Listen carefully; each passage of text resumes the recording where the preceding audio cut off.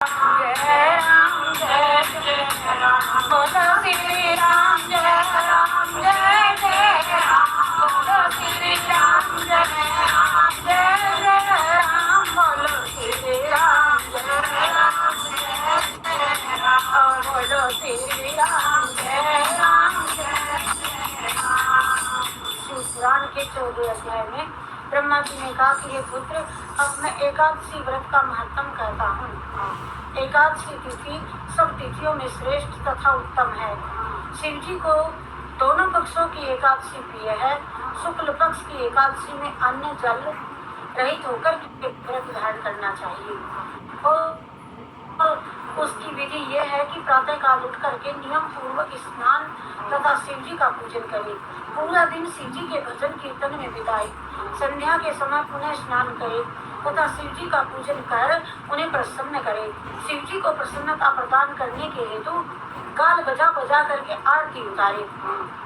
हे नारद, कृष्ण पक्ष की एकादशी में संध्या समय भोजन करना तथा शुक्ल पक्ष की एकादशी में निर्जल रहना उचित है, परंतु यदि दोनों ही पक्षों में निर्जल व्रत धारण किया जाए तो उसका फल और भी 100 अधिक होता है, शुभ होता है 100 गुना।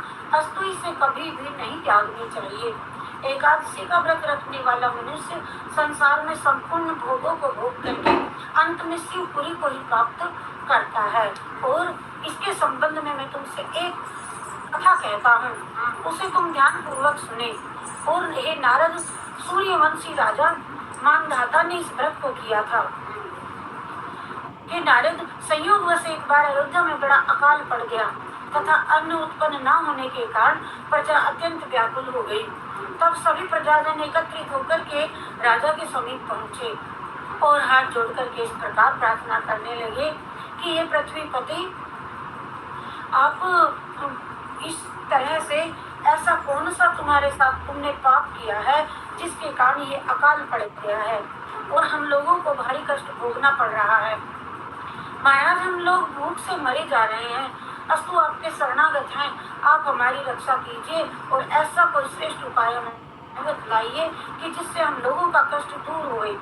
हे नारद, प्रजाजनों के मुख से ये वचन सुनकर के राजा मानधाता ने अत्यंत लज्जित और ब्राह्मणों को अपने पास बुलाया और सम्मान करते हुए उन्हें हाथ जोड़ करके ये पूछा कि हे महानुभावों, आप मुझे ये बताने की कृपा करें कि मेरे देश में वर्षा क्यों नहीं हो रही है, और इसके साथ ही आप कोई ऐसा उपाय भी मुझे बतलाए कि जिसके करने से वर्षा होकर के सब लोगों को आनंद प्राप्त होए।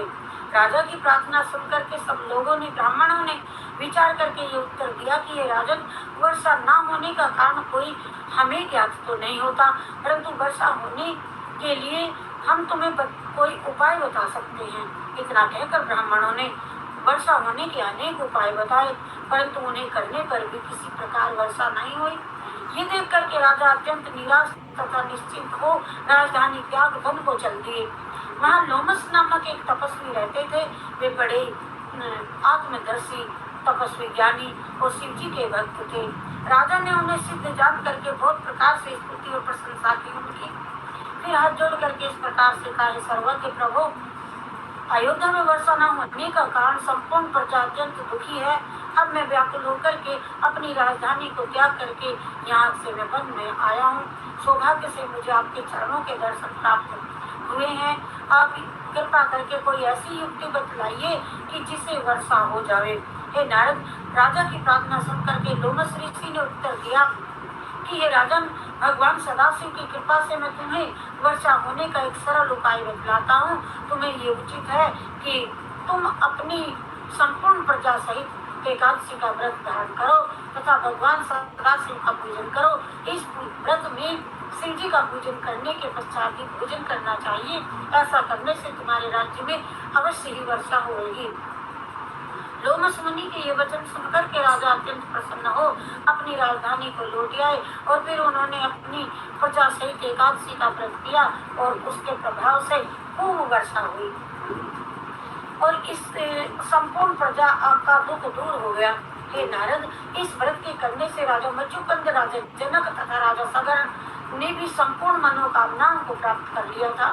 रामचंद्र जी ने भी एकादशी का व्रत धारण करके सफलता प्राप्त की थी। और अब मैं तुम्हें रामचंद्र जी की वह कथा सुनाता हूँ। राजा दशरथ के पुत्र रामचंद्र जी बड़े प्रतापी थे। भाग्यवश उन्हें वनवास प्राप्त हुआ तथा लंका का राजा रावण उनकी पत्नी को हरकर ले गया। तब रामचंद्र जी सीता का पता लगाने के लिए पंपासुर में जा पहुंचे और वहां उनकी हनुमान जी से भेंट हुई। उनकी सहायता से वे सेना एकत्रित करके समुद्र के तट पर पहुंचे, परंतु जब उन्होंने ये देखा कि समुद्र को तो पार करना बड़ा कठिन है, नहीं हो सकता, तो वे उपाय की खोज में इधर उधर भ्रमण करने लगे। संयोगवश एक स्थान पर उन्हें लोमस ऋषि तपस्या करते हुए दिख रहे। तब उन्होंने ऋषि के समीप पहुंच करके ये सारा वृतांत कह करके सुनाया और ये प्रार्थना की कि आप मुझे कोई ऐसा उपाय बतलाइए कि जिसके आश्रय से मैं सेना सहित लंकापुरी में पहुंच करके रावण का संहार कर सकूं। हे नारद जी, रामचंद्र जी की प्रार्थना सुनकर के लोमस ऋषि ने ये उत्तर दिया कि हे राम, प्रथम तो तुम विष्णु के अवतार हो और दूसरे शिव जी के तुम परम भक्त हो।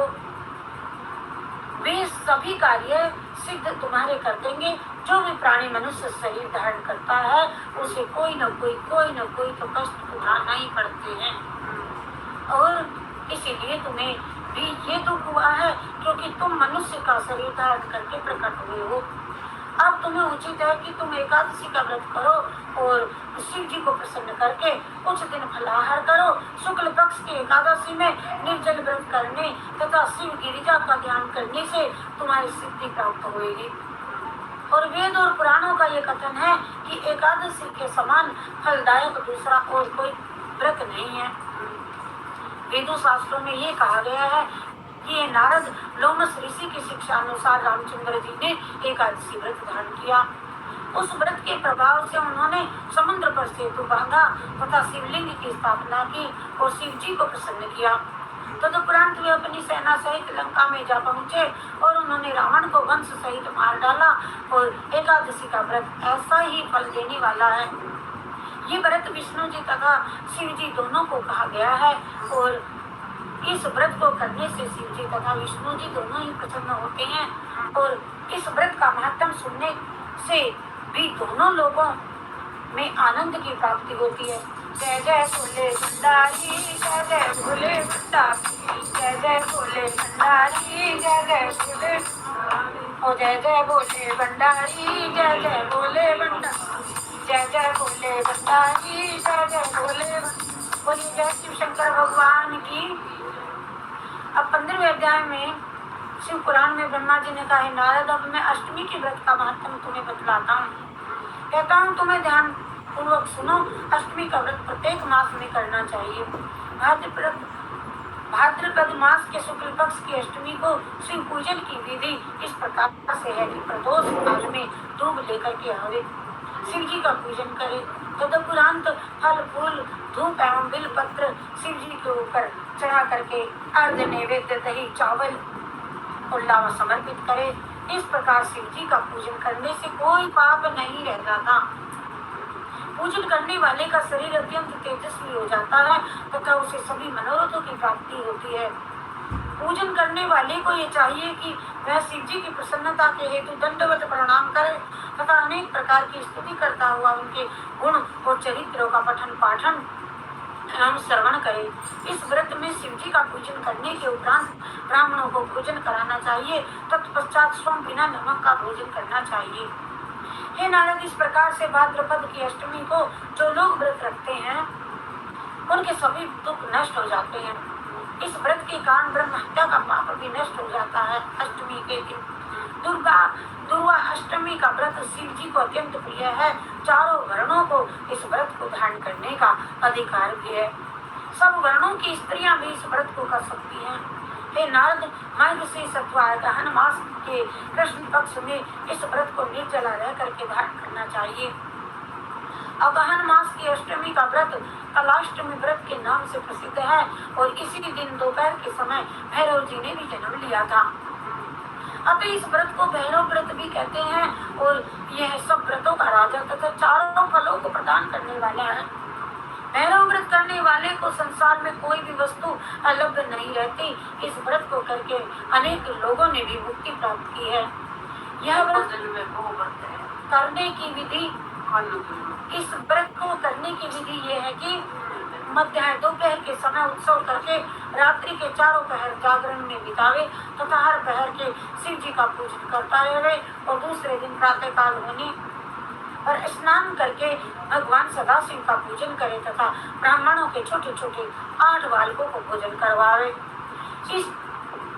इसके पश्चात अन्य ब्राह्मणों को भी भोजन करावे तथा उन्हें दान और दक्षिणा देकर के प्रसन्न करे। जब ब्राह्मण भोजन करके विदा हो जावे तब स्वयं भी अपने कुल के परिवार के इष्ट लोगों के सहित शिव जी का स्मरण करते हुए भोजन को करे और इस भैरव व्रत को 1 वर्ष तक निरंतर करना चाहिए। जो लोग इस व्रत को करते हैं उन्हें चारों पदार्थों की प्राप्ति हो जाती है। हे नारद, एक समय सभी देवता तथा ऋषि मुनिगण एकत्रित होकर के परस्पर आपस में सब विचार करके करने लगे कि पर ब्रह्म कौन है। जब वे स्वयं कोई निश्चय न कर सके तो मेरे पास आए ब्रह्मा जी के और ये पूछने लगे, हे ब्राह्मण, आप ही हमको बतलाएं कि ब्रह्म कौन है, कृपा करें। पर ब्रह्म अविनाशी, अनादि, अनंत, निर्गुण, सगुण और संपूर्ण सृष्टि का स्वामी तथा सबसे बड़ा कौन है, ये बतलाइए। वेदांती जन सच्चिदानंद घन और कह करके किसका भजन करते हैं, शेष जी किसके भय से पृथ्वी को अपने मस्तक पर धारण किए हुए हैं। हे नारद, ये सुन करके मैंने ये उत्तर दिया ब्रह्मा जी ने कि हे देवताओं तथा मुनियों, ऋषियों, तुम जिसे जानना चाहते हो वह हमारे अतिरिक्त अन्य और कोई नहीं है। हे नारद, मैंने ये बात शिव जी की माया के वशीभूत होकर के कही है।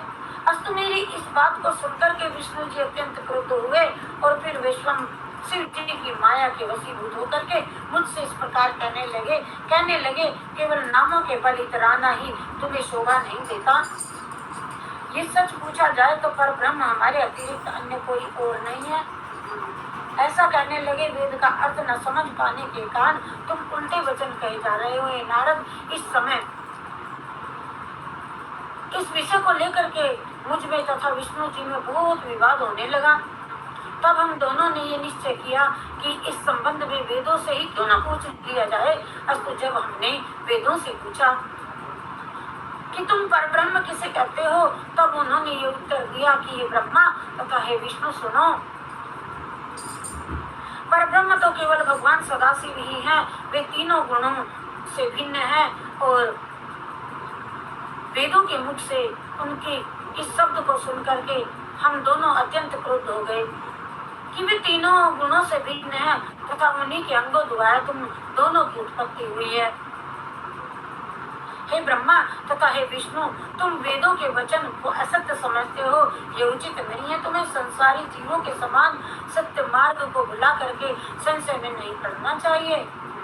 हे ब्रह्मा तथा हे विष्णु, हे कैलाशवासी भगवान सदाशिव अपनी इच्छा अनुसार कभी शरीर धारण करते हैं और कभी अशरीर हो जाते हैं। उनकी सभा में सभी देवता पहुंच करके शीश नवाते हैं और उस समय लक्ष्मी शिव जी के गुणों का गान करती हैं और सरस्वती वीणा बजाती है, इंद्र बांसुरी बजाते हैं और नारद भी वीणा बजाते हैं तथा तुम दोनों मृदंग बजा करके ताल देते हो। हे नारद, इस भांति प्रणव ने मुझे तथा विष्णु जी को बहुत कुछ समझाया, परंतु शिव जी की माया के वशीभूत होने के कारण हम दोनों की एक बात भी समझ में नहीं आई। बोले जय जय बोले भंडारी, जय जय बोले भंडारी, जय जय बोले भंडारी, जय जय बोले भंडारी, जय जय बोले भंडारी, जय जय बोले, जय जय बोले भंडारी, जय जय बोले भंडारी। बोलिए जय शिव शंकर।